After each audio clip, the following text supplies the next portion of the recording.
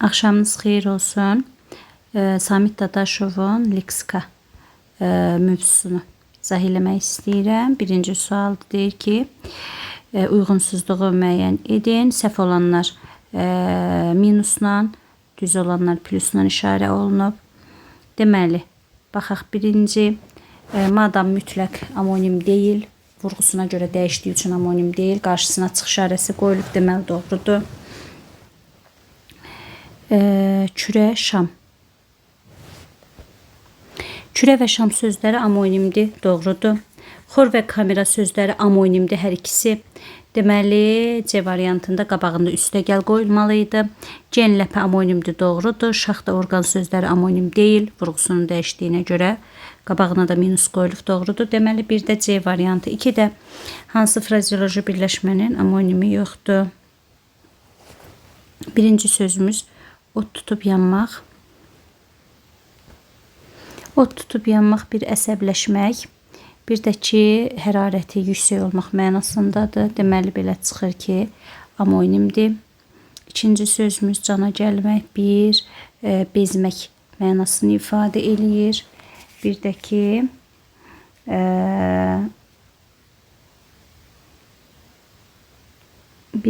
kökəlmək, inkişaf eləmək mənasını ifadə eləyir.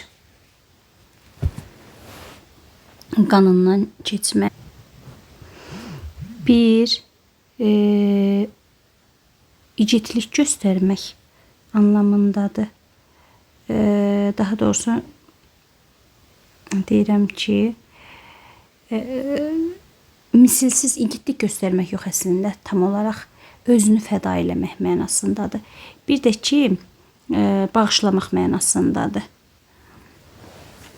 Ürək yanmaq isə susuzlanmaqdan ürək yanmaq, bir də ki, kiməsə yazğı gəlmək mənasında ürək yanmaq. Deməli, D variantı. 2-də D. Üçüncü sual, hansında uyğunluq pozulub, çalar əsas rəngin tonu. Bəli, bu doğrudur. Çəkkeşən kainat göy deməkdir, bu da doğrudur. Müşk qara rəngli, ətirsiz. Ətirsiz yox, müşk ətirlidir. Bu yanlışdır. Qarşısına da X işarəsi qoyulub.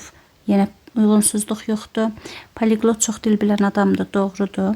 Qıyqac əyri çəpək yanaçı, doğrudur. Qabağına X işarəsi qoyulmamalıydı. 3E, 4.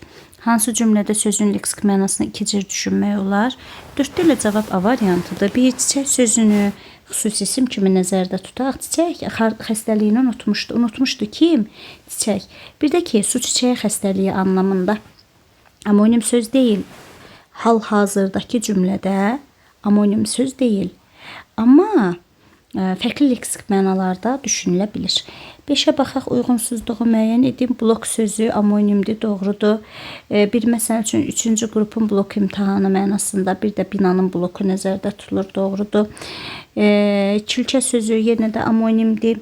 İsim mənasında amonimdir. Çilçə sözü bir balıq növü deməkdir. Bir də çilçə sözü bir-birinə qarışmış dolaşıq saç bu mənada ifadə eləyir. Hətta bəzən uşaqlar bir-birinə çilçəbaş falan da deyirlər. Yəni saçları qarışıq anlamını ifadə eləyir. Qəza sözü isimdir. Qəza bir tali mənasındadır. Bir də ki, pis bir hadisə, bir qəza oldu. O mənada ifadə olunur. Qabağına amma isim minus qoyulub, düzdür. Qır isim fiil kimidir, doğrudur. Gürzə sözü isim bir yemək növüdür. Gürzə yeməyi. Bir də gürzə ilan növüdür. Deməli, qabağına üstəgəl qoyulmalıydı. 5-də E variantı, 6-ya baxaq. Ov, ovmaq fiili var.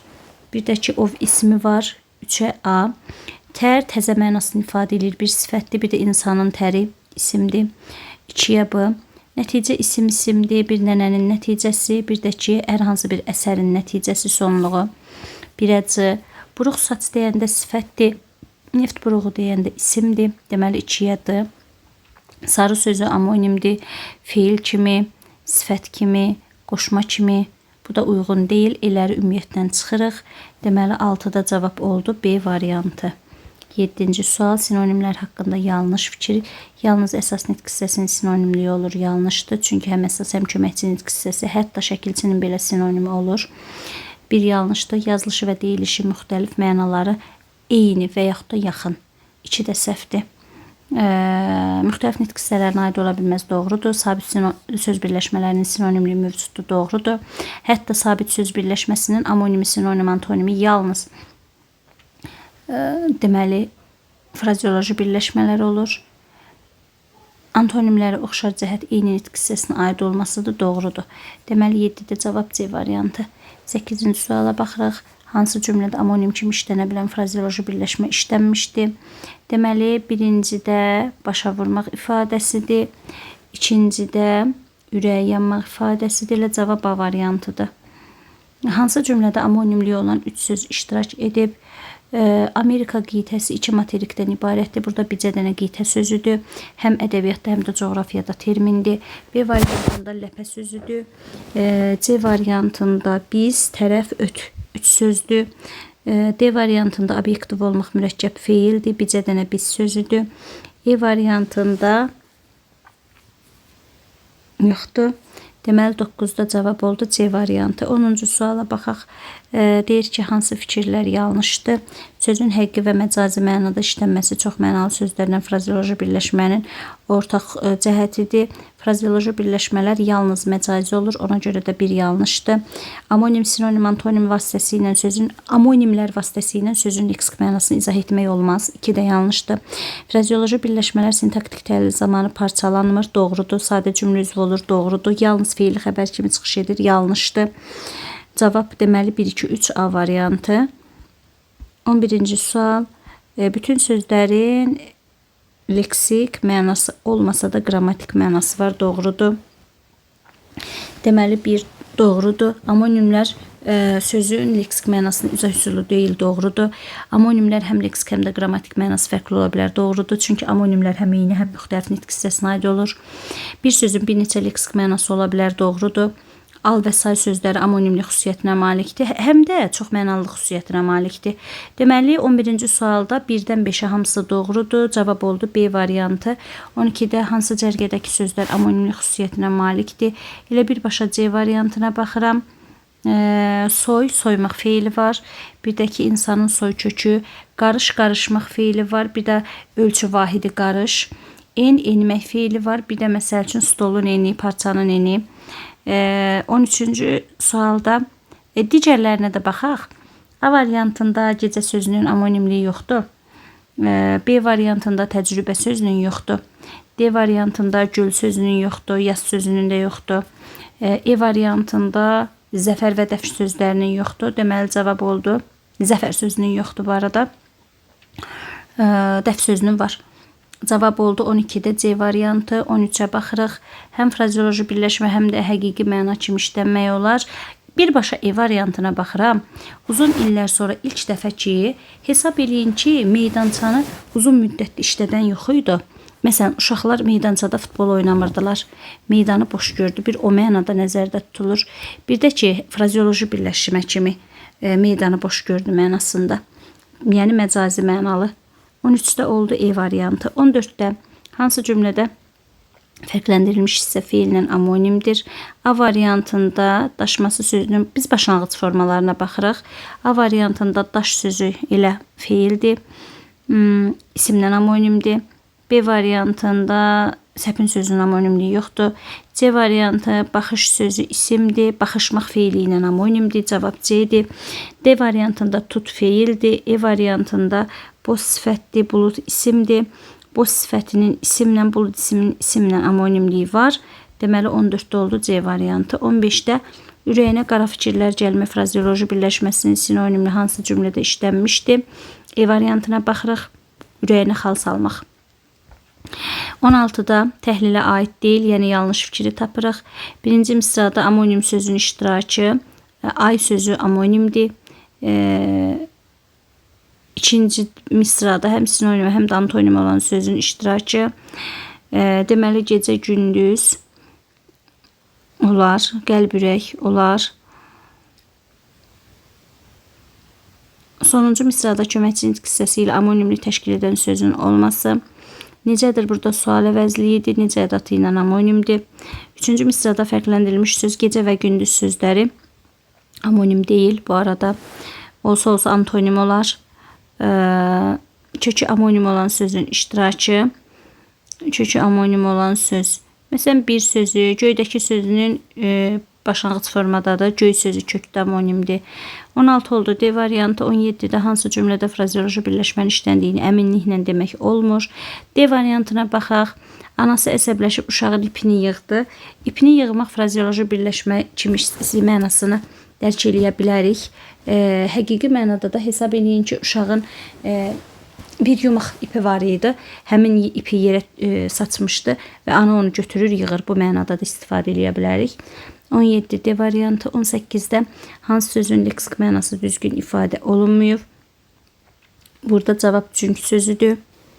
Çünki sözünün mənası şairlərin seçmə əsərlərinin və yaxud da beytlərinin əlyazma toplusu mənasını ifadə eləyir. Fars dilli mənşəli bir sözdür.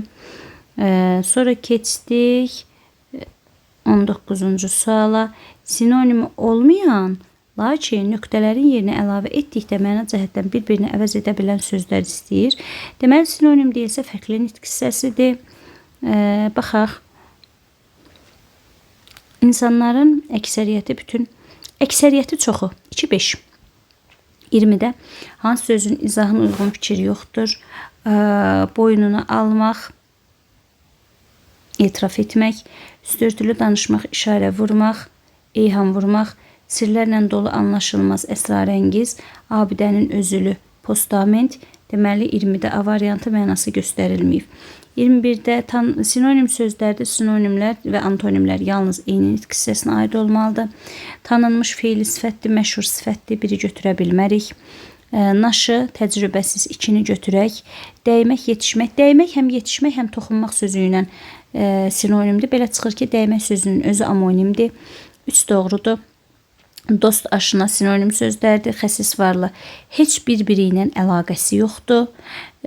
Xəsisin deməli antonim deyil. Xəsisin antonimi səxavətdir. Varlının antonimi isə kasıb. Etinasız, diqqətli, doğrudur. 2-3-6 A variantı. 22-də sifət kimi antonim olan, isim kimi antonim olmayan sözləri müəyyən edin. Deməli, burada götürürük ikini. Yad, doğma. Yad isminin amonimi yoxdur. 5-ə baxırıq. Mürəkkəb, çətin. 6-ya baxırıq. Mürəkkəb, asan. Sifət kimi antonimi deyir. Dolu, boş. 2, 5, 6.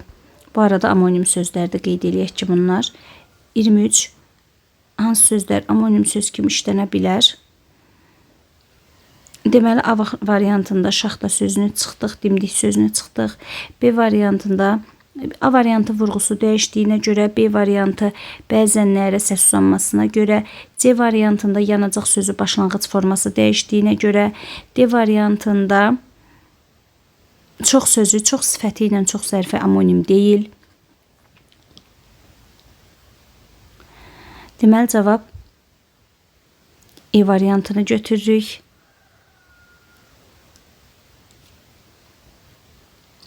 Amma əslində D variantında qazmaq feili ilə qaz ismi çox ədatı ilə çox sayı ya da sifəti, oxumaq feili ilə oxu ismi kimi amonim götürülə bilər. E variantında da 80 say surət yenə də amonimdir. 80mək feili, 80 sayı. Say özü nitq hissəsi kimi, saymaq feili kimi. Surət nəyinsə surəti, birdəki kəsirin surəti, bu cür düşünək. Mən burada deyilən E2 variantı götürürəm. 24-də sözlərin biri yalnız köməkçi nitq hissəsi ilə amonimlik əmələ gətirir.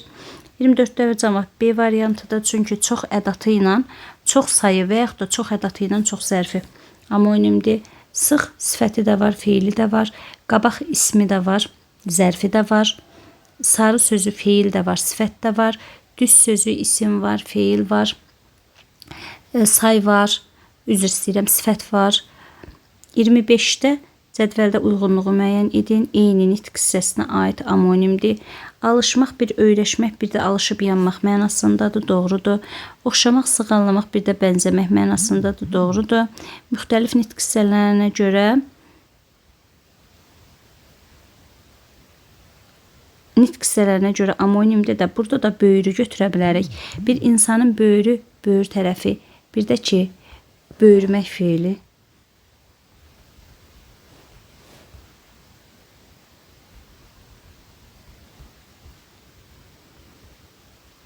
Keçdim bu birisinə.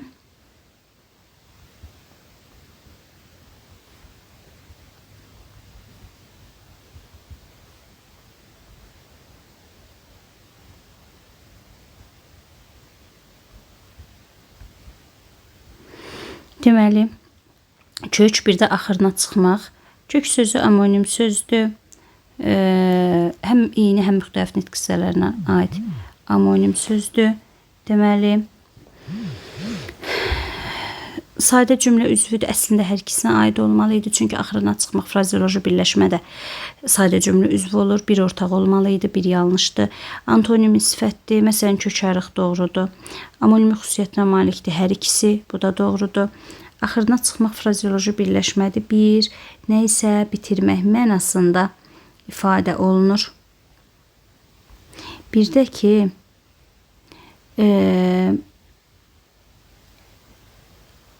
bircə dəqiqə, nə isə məhv etmək mənasında istifadə olunur. Hər hansı bir şeyi aradan qaldırmaq, məhv etmək. Məsələn, deyirəm ki, bir sülalənin axırına çıxdı, yəni sülələni məhv etdi. Hər ikisi amonimdir. Üç ortaqdır, doğrudur. Bitirmək sözü ilə amonimdir. Xeyr, bitirmək sözü ilə yaxın mənol ola bilər. Sonunu gətirmək frazeoloji ilə sinonimdir. Doğrudur. Deməli oldu 2-3-6 A variantı. 27-də məna tayları müxtəlif nitq hissələrinə aid amonim istəyir. A variant birincidə gündüz sözün amonimliyi yoxdur. İkincidə yarmaq feili var, yar ismi var, sevgili mənasını ifadə edir və qeyd edeyim ki, sevgili sifətdir. Buruq sifət var, isim var. Sarı sözü sifət, qoşma, feil. Ud, udmaq feili var, bir də çalğı alətidir. Sonra bir də götürürəm 9. Göy bir rəng mənasındadır, bir səma mənasındadır, bir xəsis mənasındadır, isim və sifət kimi işlənilir. 27-də D variantı, 28-də müthiş sözü dəhşətli, vahiməli deməkdir. Əsas nitq hissəsi olduğu üçün də həm leksik, həm qrammatik mənası var. 28 D variantı, 29-da leksik mənası düzgün izah olunan ifadəni müəyyən edin. Deməli, burada birinci labütlük sözünə baxırıq. Zərurilik, qaçılmazlıq mənasını ifadə edir. B variantında laboratoriyada işləyən hər hansı bir şəxsdir. Dolaşıqlıq labirintdir, labirint yollar. Təbəə tabi edən yox, tabi olan tərəfdir. Fəzilət, dəyər, qiymətdir. Eləsində E variantıdır. Ülfət sözünün mənası dostluq, yaxınlıq, ünsiyyət, səmimiyyət. Bax, bu mənanı ifadə edir. Deməli, 29-da E variantı, 30-da da frazeoloji birləşmə. Şərtdə həqiqi mənalını tapırıq. 30-cu sualda frazeoloji birləşmə acından köpük kusmaq, həqiqi mənası kasıb olmaq. Biz yanlışı tapırıq. Aha, bu doğrudur. Sinonimi qarnı fit çalmaq. Qarnı fit çalmaq sadəcə acmaq deməkdir. Acmaq. Acından köpük qusmaq. Kasıblıq mənasını ifadə edir. Deməli, bir doğru, iki yanlış. Papağını yan qoymaq, dünyanı vecinə almamaq. Həqiqi mənası deyil bu. Bu frazeoloji birləşmədir. 3 yanlışdır. Lovğalanmaq. Sinonimi də ancaq frazeoloji birləşmə olar. 3 ilə 4-ün yeri dəyişilsəydi daha doğru olardı. Yanlış olduğu üçün 3 ilə 4-ü götürürük. Saçını süpürgə etmək, canını oda yaxmaq sinonimidir. dəridən qabıqdan çıxmaq sinonimidir. Ona görə də həqiqi mənasında 5 yanlışdır. Cavab 2, 3, 4, 5. Hər kəsə uğurlar.